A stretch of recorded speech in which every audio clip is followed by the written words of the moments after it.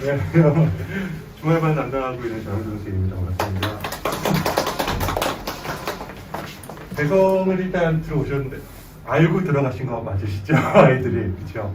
대성은 영어가 일단은 많이 좀 어렵습니다. 근데 일단 고등학교가 중학교랑 다르게 어려운 거는 중학교 때는 아이들이 단어를 보고 문장을 보면 머릿속으로 이미지를 그릴 수가 있었어요. 그런데 고등학교 올라오면 만약에 의존 편향 이런 단어가 나오면 이걸 머릿속으로 그림을 그릴 수가 없는 거예요. 그러다 보니까 첫 문장에서 그런 말들이 나와버리면 아이가 그때부터 머릿속에 그림이 없기 때문에 어떻게 이걸 파헤쳐나가야 될지 모르는 경우가 많거든요. 그래서 중학교랑 고등학교랑 가장 큰 차이는 연상이 힘들다. 그러다 보니까 지문을 파악해내는 것도 더군다나 어렵다라고 생각하시면 될 것 같습니다.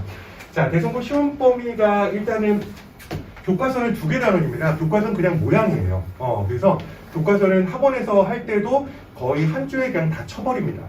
중학교 때는 저거를 가지고 막 한 달 내내 보고 또 암기하고 막 그랬는데 일단 2개 단원인데 중학교 3학년 거로 생각한다면 3단원 반 정도 되는 지문 양이라고 보시면 될 것 같습니다. 그래서 2학년에서 3학년 올라올 때 지문 늘어났던 것보다 훨씬 더 심하게 늘어나는 편이에요. 그래서 그렇게 들어가고요.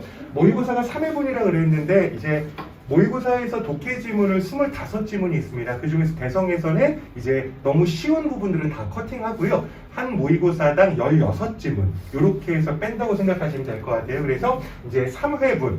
그래서 3월 모의고사 이제 처음에 중간고사 들어가면은 3개년에 3월 모의고사 그리고 기말고사 할 때는 이제 6월 거 3개년 이렇게 생각하시면 되겠습니다. 그래서 2021년, 20년, 19년 이렇게 이제 연결이 된다고 보시면 되겠습니다. 그래서 아이들이 중학교 때 이제 3단원이나 2단원 계속 암기를 하고 이렇게 자꾸 써보고 이렇게 해서 암기를 했다면 고등학교에서는 그렇게 하기에는 양이 너무 많아요.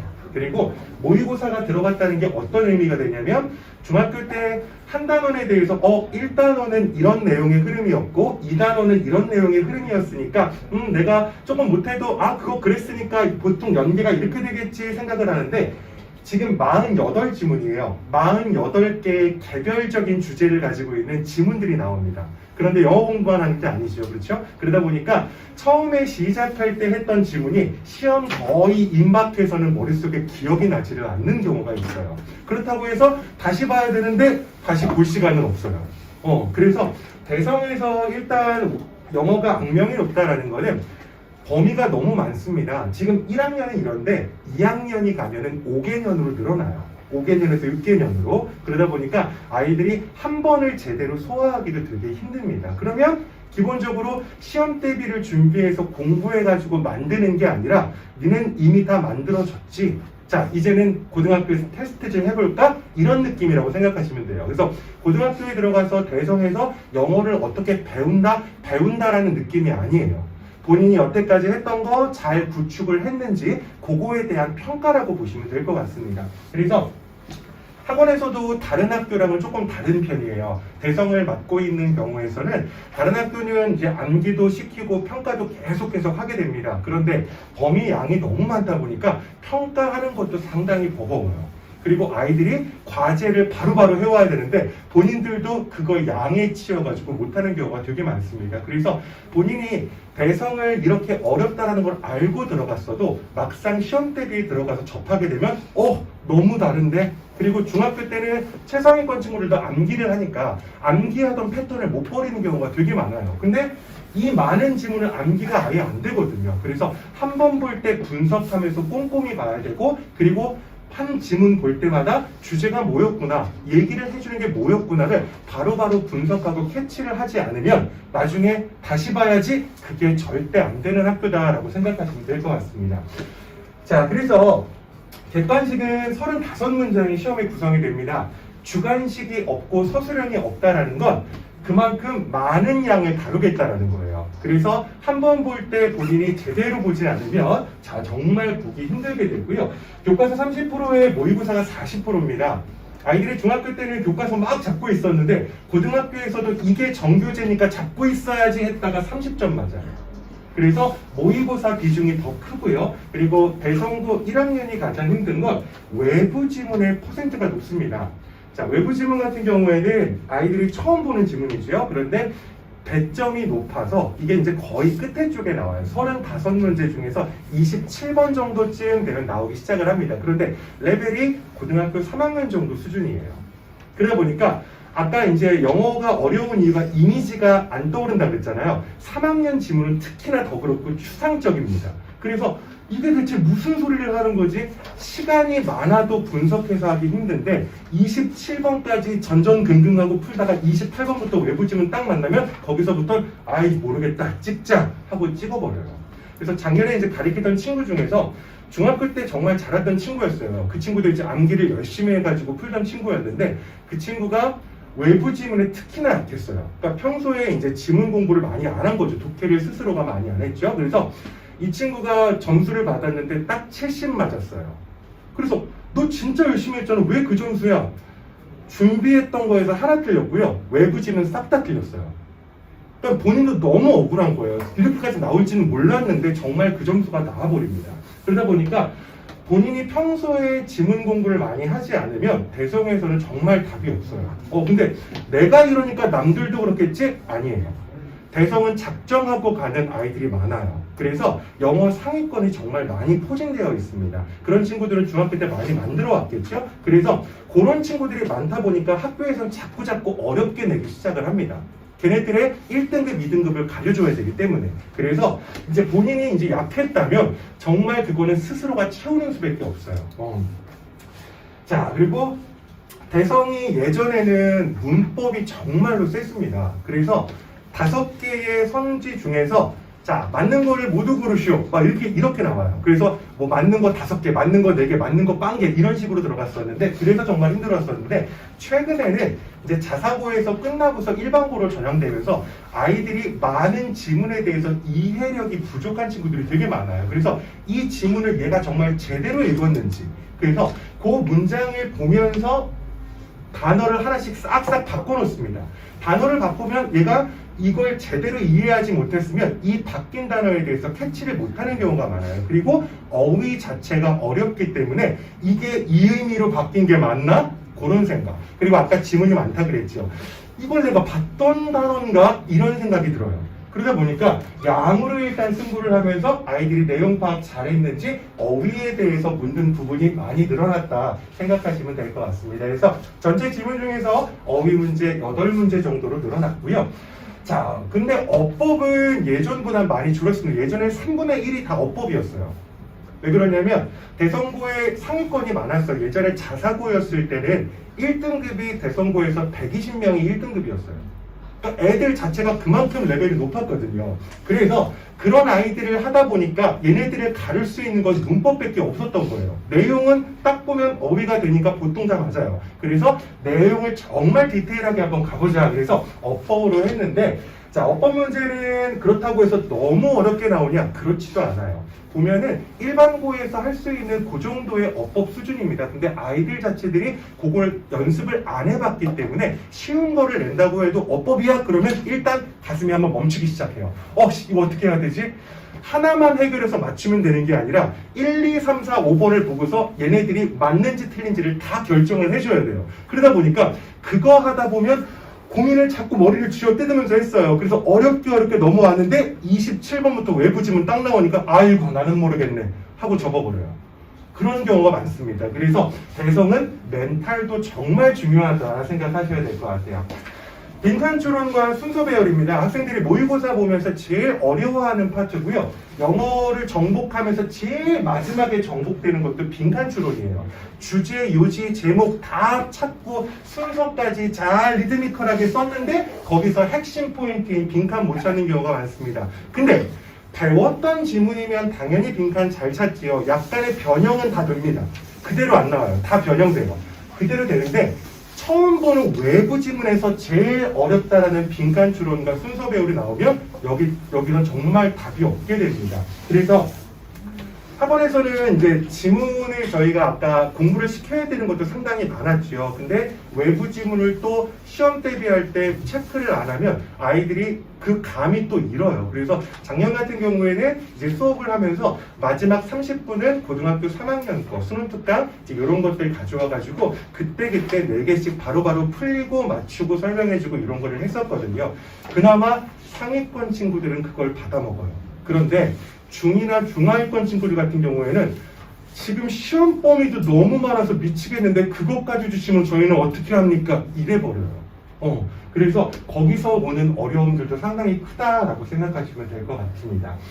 자, 시험 공부만 하면 70점이라고 그랬죠. 외부 지문이 퍼센트가 너무 높고 배점 자체가 높기 때문에 이제 거기서 힘든 게 있고요. 그리고 3학년 수준의 독해 지문이다 보니까 1, 2학년 어휘랑 3학년 어휘는 조금 다릅니다. 그래서 1, 2학년 어휘 같은 경우에는 우리가 이제 뭐 능률북화 어원편 요 정도만 봐도 충분히 들어갈 수 있는데 3학년 어휘 같은 경우에 수특 어휘까지도 체크를 하지 않으면 거기서는 모르는 단어가 한 줄에 3, 4개가 연달아 나올 수도 있어요. 그러면 한 2줄 읽었는데 단어가 그렇게 막혀버리면 거기서는 정말 답이 없게 되지요. 그래서 꾸준히 하는 것밖에 없어요. 대성에서는 일단은 벌써 학교를 배정을 받고 내가 선택해서 들어간 학교라면 그 정도 각오는 하고 있어야 되겠습니다. 대성에서는. 그래서 꾸준한 고급 독해예요. 일반 독해가 아니라 고급 독해 연습해야 된다라고 안내드리고 싶습니다. 자, 대성부는 악명 높은 학교죠. 그래서 배운 것만 시험 보지 않습니다. 배운 거. 사실 모의고사 그 지문 많은 거 학교에서 수업 다 안 해줘요. 정말 그 중에서 30% 정도만 수업을 해줘요. 그러다 보니까 나머지는 너희들이 알아서 해. 그래서 아까도 말씀드렸지만 기본기가 되어 있어야지만 살아남을 수 있다 생각하시면 되겠고요. 상위권의 영어 능력 우수하다 그랬어요. 알고 간 친구들이에요. 1, 2등급 친구들 같은 경우에는 지금 수능 봐도 돼요. 그 친구들 같은 경우에는. 근데 본인이 지금 학교를 들어가면서 좀 부족한데 그러면 3등급 이하 밑에 깔릴 거 생각하고 들어가셔야 돼요. 어떻게 되겠지? 절대 안 돼요. 그래서 대성 같은 경우에는 이미 알고 들어간 친구들이 많기 때문에 1, 2등급은 정말 넘사벽이다 생각을 하고 있어야 되고 부족하면 그만큼 시간 더 투자해서 학습을 시켜주셔야 되겠습니다. 내신 기간과 비내신 기간 통틀어서 꾸준한 독해 연습 이거밖에 없어요. 진짜 저희가 가리키면서 아이들에게 할 수 있는 말은 독해 연습 어려운 거 해야 돼. 힘들어도 해야 돼. 어휘 모르면 고3 것도 해야 돼. 그래서 그거 계속 주지시키는 것밖에 없을 것 같아요. 저희도 이제 학기 시작하면 중등 스타일의 아이들을 고등으로 많이 개조를 해놔야 돼요. 바꿔놔야 되는데 저희도 힘들겠지만 어머님들도 집에서 영어 때문에 아이고 하는 거 많이 듣게 되실 거예요. 그래도 힘내서 할 수 있도록 좀 도닥여 주셔야 될 것 같습니다. 영어 학습 관련해서 이제 관리 프로그램은 저희 이제 선생님이 다시 한번 설명을 해드리도록 하겠습니다. 감사합니다. 저는 이제 저희 학원에서 시행하고 있는 영어 학습 관리 프로그램에 대해서 설명을 해드리겠습니다. 저는 대성고등학교 1학년 주중반을 이제 맡고 있고요. 월요일, 수요일 7시 30분부터 이제 수업이 시작이에요. 자, 저희 학원에서 하고 있는 이제 프로그램 중에서 첫 번째로 소개해드릴 건 바로 뭐냐면 클래스 카드라고 하는 어플이에요. 그래서 지금 저희 학원에 등록해서 다니고 있는 모든 학생들은 다 이 클래스 카드 어플을 통해서 매일매일 단어를 암기하고 있다라고 보시면 되겠습니다. 자, 저희가 일반 종이 단어장을 통해서 단어를 암기할 때 가장 아쉬운 점이 뭐냐면 발음을 들을 수가 없다는 거예요. 그래서 그냥 종이를 보고 한번 써보고 그 다음에 발음 기호를 읽을 수 있는 친구들 같은 경우에는 발음 기호를 한번 읽어보고 그러고 나서 또 써보고 이렇게 암기를 할 수 있는데 저희 이제 클래스 카드 어플은요, 맨 처음에 암기를 할 때에는 발음을 통해서 발음을 직접 듣고 그 발음을 암기하고 그리고 나서 뜻을 보고요. 그 다음에 리콜 학습을 통해서도 또 이제 그 스펠을 또 통해서도 총 3번 정도 한 단어를 이제 발음, 그 다음에 뜻, 그 다음에 스펠 이렇게 암기를 할 수 있는 이제 그런 프로그램이다라고 보시면 되겠고요. 그 3번의 학습을 다 100% 통과해야지 학생이 그날에 시험을 볼 수 있는 칸이 이제 열리게 돼요. 그렇지 않으면 뭐 스펠을 한 단어라도 틀렸으면 아니면은 발음을 듣고 단어의 뜻을 고르는데 그걸 하나라도 틀렸으면 그러면 그 학생은 테스트를 볼 수가 없어요. 테스트 칸이 아예 활성화가 되지 않기 때문에 그래서 한 단어당 최소한 3번의 학습이 이루어지고 그리고 나서 테스트를 보게 된다라고 이제 알아주시면 주시면 좋겠고요.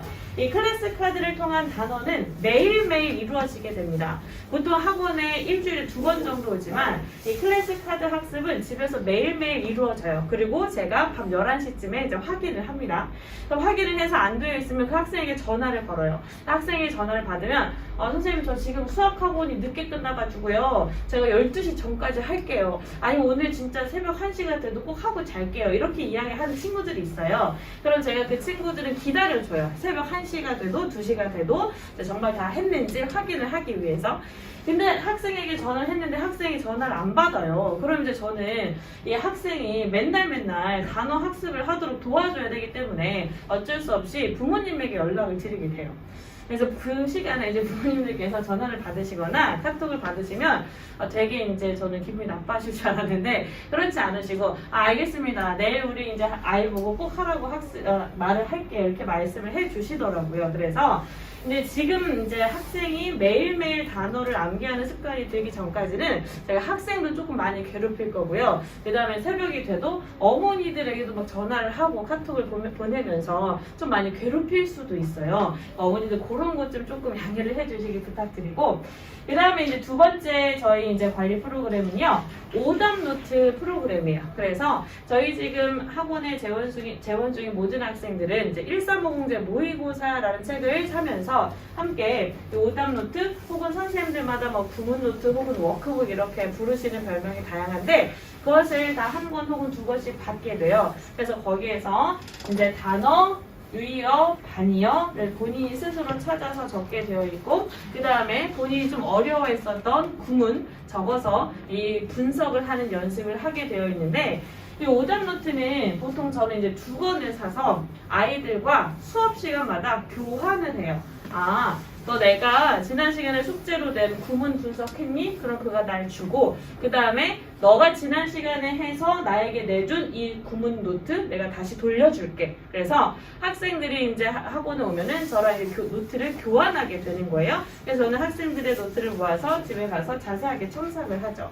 그리고 공부를 잘하는 친구들이라 할지라도 가끔씩은 이 글 전체에서 봤을 때는 뭐 예를 들어서 property라고 하는 단어가 속성이 아니라 재산이라고 쓰였는데 이 학생이 그 단어를 여기서 잘못 해석을 했다던가 하는 것들이 있을 거예요. 그럼 이제 제가 이제 그것들을 고쳐주고, 또 자기가 해석을 하면서도 야 이거 진짜 뭔 말인지 모르겠다 뭐 이렇게 적어놓은 학생들, 아니면 선생님 저 이거 다 해석했는데 이거 지문 전체적으로 무슨 말인지 모르겠어요 뭐 이렇게 적어놓은 학생들 위해서는 제가 옆에서 그림도 그려줘요. 이 지문의 전체적인 내용이 어떤 건지 이미지로 확 와닿을 수 있도록 뭐 그림을 그려주기도 하고 이러면서 좀 자세한 첨삭이 들어가는 오답 노트 시스템이 있고요. 그 다음에 이제 마지막으로 제가 꼭 말씀드리고 싶은 거는, 저는 이제 모든 수업 시간마다 매 시간 리뷰 테스트를 봐요. 그렇기 때문에 학생들이 그 전 시간에 배웠던 거를 복습을 안 할 수가 없어요. 이 리뷰 테스트 봤을 때 예를 들어서 점수가 뭐 7점 미만, 굉장히 안 좋게 나왔다. 그럼 어머니에게 바로 전화를 드려요. 어머니, 우리 아이가 원래는 한 8점 이상, 9점 이상 리뷰 테스트를 잘 봤는데 오늘 리뷰 테스트 점수가 굉장히 떨어지네요. 무슨 일이 있었나요? 이제 이렇게 바로 전화를 드리기 때문에 또 학생들이 집에 전화하는 걸 굉장히 싫어하죠. 그래서 매 시간 보는 리뷰 테스트를 준비하기 위해서 반드시 복습을 할 수밖에 없는 그러한 시스템이다 라고 알아주시면 괜찮을 것 같고요.